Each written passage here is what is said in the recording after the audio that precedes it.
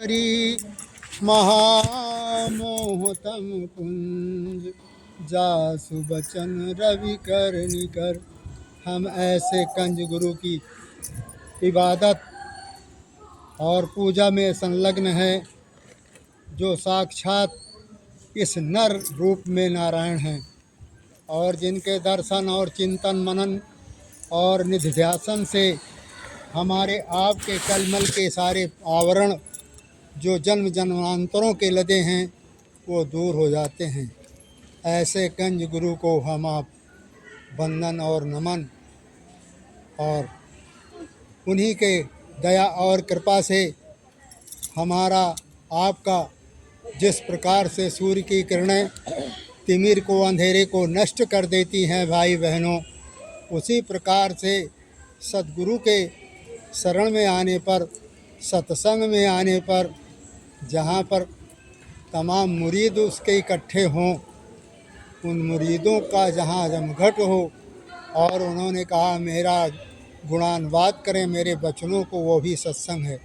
ऐसे सत्संग स्थल पर आने से एक तो वो कहीं भी हो, परंतु ये तो और पुनीत पवित्र पावन स्थल, यहाँ पर आने से हमारे आपके मनोरथ धर्म अर्थ काम मोक्ष यह तो साधारण सी चीज़ है, यह तो होते ही रहेंगे पूरे, परंतु जो मुख्य हमारा आपका कर्तव्य है, हाँ, जहाँ से वो कह रहे हैं हम आए वही देश से जहाँ तुम्हारो धाम और तुमको घर पहुँचावनो एक हमारो काम।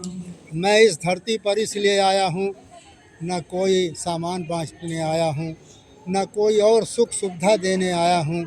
मैं इस संसार सागर में इसलिए आया हूँ कि जो जीवात्माओं को मैंने वहाँ से भेजा कि जाओ, मैं संतों को भेजूँगा, आऊँगा और तुम भेद पूरा बताऊँगा और उसको सुन करके और ध्यान भजन सुमरन करके अपने वतन चले आना। तो वो इसलिए यहाँ पर आए हैं। हम आप लोग जो है दिन में खेती दुकान दफ्तर का काम मेहनत ईमानदारी से करते हुए, बाल बच्चों की सेवा करते हुए, और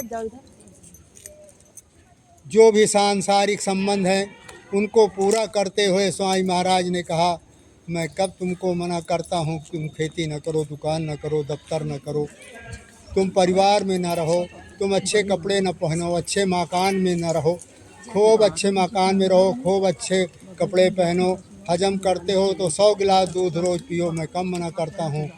परंतु याद रखो कि दिन में खेती दुकान दफ्तर का काम मेहनत ईमानदारी से और आए गए का सत्कार करिए, और जब कोई काम का समय न हो तो इस मनुष्य मंदिर में बैठ करके, यही सच्चा भगवान का हरि मंदिर है, बैठ जाइए और बैठ करके उसको याद करिए।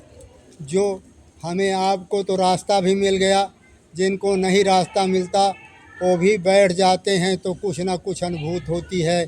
परंतु जिन भाई बहनों को हम आप सब भाई बहन अति बड़ भाग्यशाली हैं जिनको यह रास्ता मिल गया कि जो इस शरीर में, जो इस शरीर का संचालन कर रही है, जो इस शरीर को चला रही है, वो सूरत है, वो सोल है, स्पिरिट है और वो जीवात्मा है।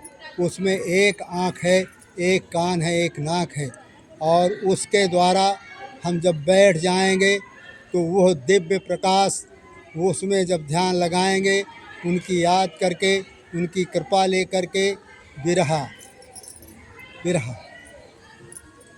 के द्वारा विरह दिया पठाए और वो मेरे साथ को सोता दिया जगाए। विरह जब तक नहीं उत्पन्न होगी, मतलब विरह तड़प लगन जब तक नहीं पैदा होगी तब तक आदमी सोता रहता है, जागता नहीं है, उसके अंदर तड़प नहीं होती। तड़प और प्रेम और लगन ये भगवान से, दुनिया से जो मिला देती है, यह साधारण बात वो भगवान से मिला देती है। इसलिए हम आप उस ओर चल रहे हैं और उस ओर चलने की तैयारी करें। यह संसार नश्वर है, यह संसार तृष्णाओं से और तमाम कल्पनाओं से भरा हुआ है, दुखों से भरा हुआ है, अपूर्ण है, ये पूरा नहीं है और इसको कोई पूरा कर भी नहीं पाया और न कर पा रहा है। इसलिए बने तो सद्गुर से बने, नहीं बिगड़े भरपूर, साधो बने जो और से ता बनबे पे धूप। छूटे भले ही सारे दुनिया के नाते रिश्ते, बिन तेरी दया के मालिक हम कैसे जी सकेंगे।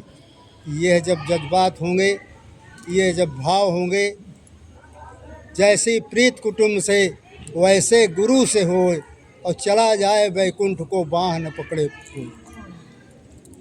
कहने का मतलब इस संसार में जब हम आप गुरु से प्रीत करेंगे और गुरु से लगाव करेंगे, गुरु से प्रेम करेंगे, तो बीच में कोई रोकने वाला नहीं है।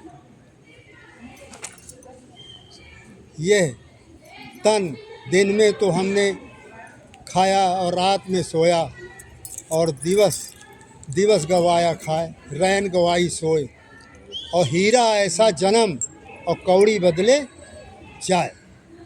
इतना हीरा जैसा जन्म जो है, और इसी को पलटू साहब कहते हैं, जिनकी रातें जागने में बीत गईं, जागे से परलोक बनत है, सोए बड़ दुख होए, ज्ञान खड़ग लिए पलटू जागे होनी होय से हुई।